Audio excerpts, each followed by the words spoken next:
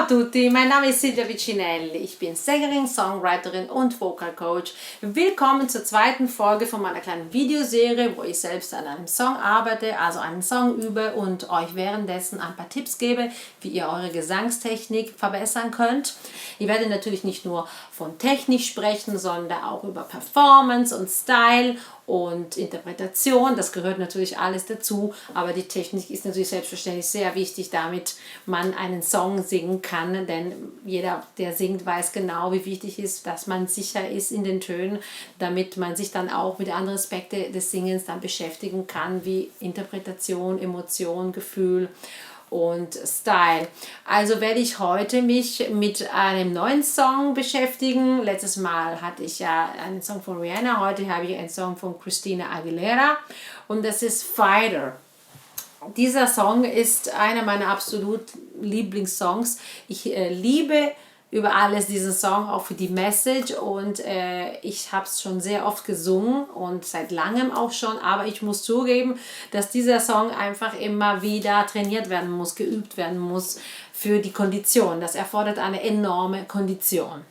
Okay, ich werde heute auch wieder in diesem Raum ohne Mikrofonverstärkung singen. Das schöne Mikrofon hier werde ich irgendwann in einer meiner Folgen benutzen, aber heute noch nicht.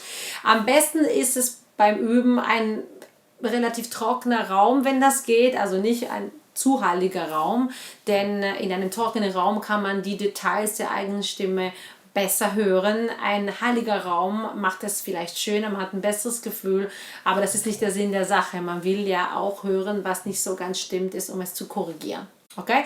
Also trockener Raum am besten und auch ohne Mikrofonverstärkung, weil man auch seine Stimme natürlich dann hört und vor allem auch die Körperverbindung ein bisschen besser wahrnimmt. Okay, ich starte jetzt das Playback und ich lasse mich überraschen.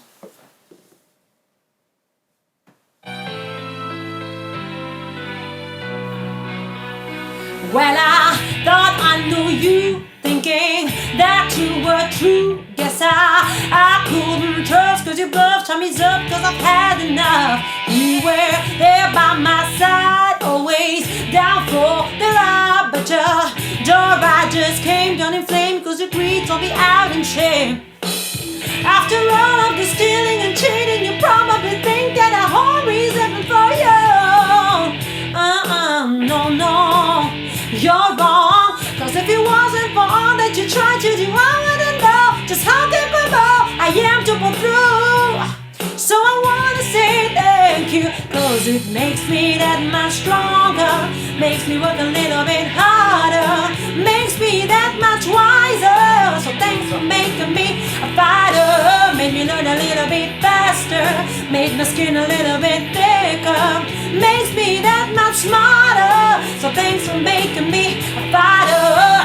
Whoa, whoa, whoa, whoa, whoa.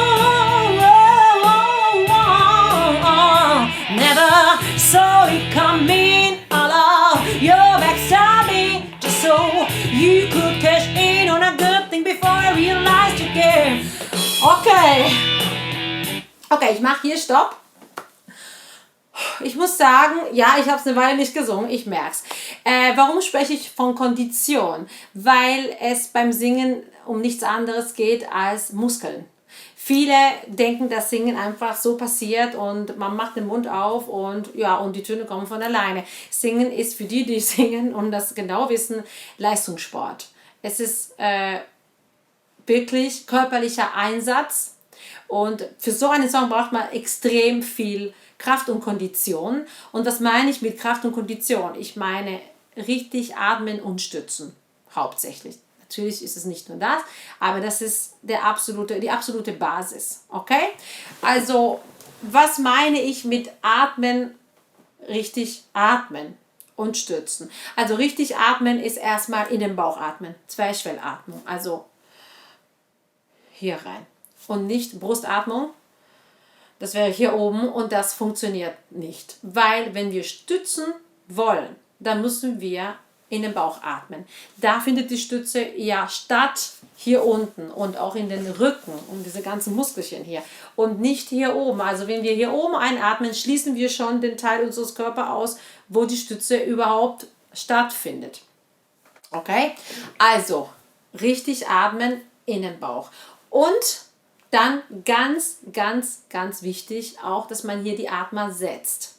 Man muss hier wissen, wo man atmet, weil wenn ich jetzt einen Song jetzt singe und nicht weiß, wann ich atme und einfach weiter singe, das kann sein, dass ich aus der Puste bin und dann mit diesen langen Strecken in diesem Song, mit diesen hohen Tönen, das kommt wahrscheinlich nicht hin, das kriege ich dann nicht hin. Okay.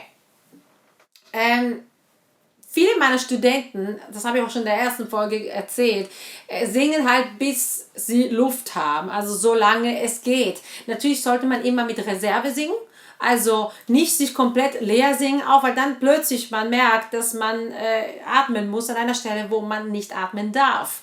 Also immer atmen, wenn es geht. Okay? Zum Beispiel, wenn ich jetzt falsch atmen würde, also vergessen zu atmen würde zum Beispiel das passieren. Always down for the ride, but your joyride just came down in flame, cause your greed sold me out in shame. After all of the shit, dann habe ich halt, wenn der andere Teil kommt, ein bisschen Luftnot. Also lieber vorher einmal mehr atmen, wenn ich die Chance habe. Okay, was das Stützen betrifft, muss ich sagen, über Stützen könnte man jetzt eine Woche sprechen. Okay, grundsätzlich ist es Stützen nicht drücken. Also das hat nichts mit Drücken zu tun. Es hat eher mit Stützen zu tun. Okay, also das ist diese Bewegung und das ist nicht diese Bewegung, das ist Drücken. Auf Deutsch gibt es so schön diese zwei Worte. Spannen und anspannen.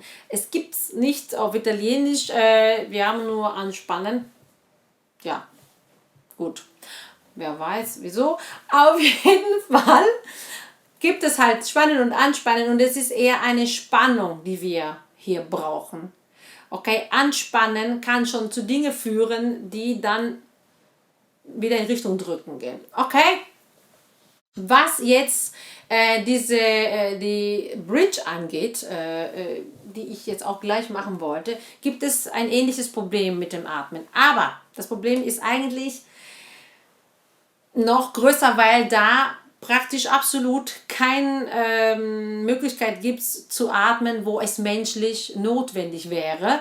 Denn es wurde einfach so aufgenommen und in verschiedene Teile und dann wurden die Teile zusammengefügt und zusammengeklebt. Christina hat das natürlich nicht in einem Atemzug gesungen, also das ist nicht so, wie man das auf der Aufnahme hört, wenn sie es live singt. Das heißt, live singt sie es gar nicht, sie lässt den Chor singen und sie rifft dann drüber, meistens, also in ein paar Videos, die ich gesehen habe. Okay? Also man muss sich da was einbauen, ein kleiner Trick, damit man mit der Luft hinkommt, denn wie gesagt, es wurde im Studio zusammengefügt und das ist unmenschlich ein bisschen so. Ne? Man kann natürlich sein Leben lang trainieren, um das eben mit einem Atemzug machen, finde ich jetzt aber ein bisschen unnötig. Okay, ich werde die Bridge jetzt singen mit diesem kleinen Trick.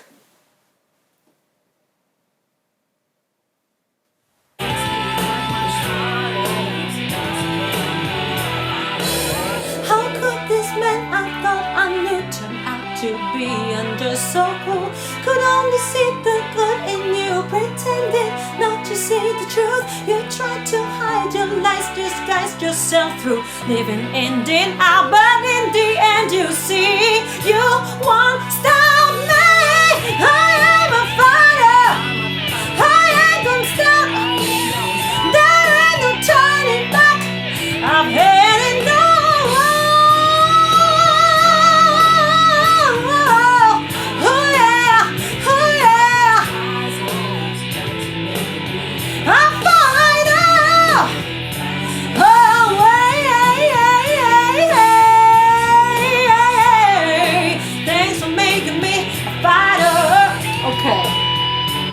Wow, nach dieser Bridge habe ich gemerkt, diese ganzen Riffs und diese ganzen lauten, hohen Töne der Bruststimme, das wurde anstrengen, weil die Bridge nimmt dir viel Kraft, weil die so leise ist. Das ist der Kontrastprogramm hier.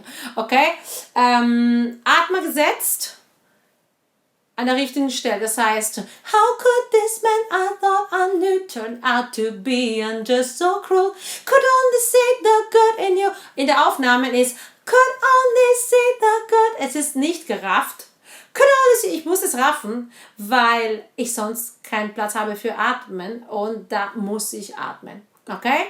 Das ist immer wieder der Fall, dass wenn man dann einen Song singt, wie sowas, wo es im Studio ein bisschen getrickst wurde, dass man es dann selber ein bisschen wie finden muss, wie man das dann macht, damit es dann klappt. Okay? Also ein bisschen raffen. Die Riffs. Vom leise in das laute wieder.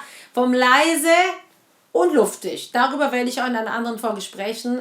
Diese could only see the good in you pretend. Diese Luft nimmt auch noch Atmen weg. Okay? Nimmt noch Kraft. Weil wenn ich jetzt ohne Luft singen würde, dann würde das so klingen. Aber das ist nicht cool genug für diesen Song. Das passt nicht. Could only see no good in you, pretending not to say the truth. You try to hide your lies, disguise yourself. Ich habe mehr Luft. Aber das ist nicht der Sinn der Sache. Und dann gehe ich halt in diesen super hohen Töne mit den Riffs. Guck. You won't stop me. Okay, you ist schon mal nicht ganz so doll. Also muss ein bisschen mehr you won't stop me. You won't stop me. Oh ja, you won't stop me. Nicht me. You won't stop me. Me geht nicht, okay? Also me. Diese ganzen Riffs, also für die Riffs, ich kann nur sagen, man braucht eine extreme Leichtigkeit, Agilität in der Stimme, die kommt vom richtigen Sitz, richtige Stützen und Atmen. Es ist natürlich so, dass diese Riffs sehr viel Power haben, aber trotzdem, wie gesagt, diese Leichtigkeit haben müssen, damit sie stattfinden können. So, ich werde jetzt an den Song alleine weiterarbeiten, damit ich ein bisschen mehr Kondition aufbauen kann. Und ich hoffe, euch hat das Video gefallen und ich konnte euch gesanglich und gesangstechnisch weiterhelfen. Abonniert gerne meinen Kanal, damit ihr keine weiteren Folgen verpasst. Falls ihr Fragen habt oder ihr gerade an einem Song arbeitet, wo ihr nicht weiterkommt, schreibt es gerne in die Kommentare. Da werde ich versuchen, in einer der nächsten Folgen darauf einzugehen. Dann noch viel Spaß beim Singen. Ciao!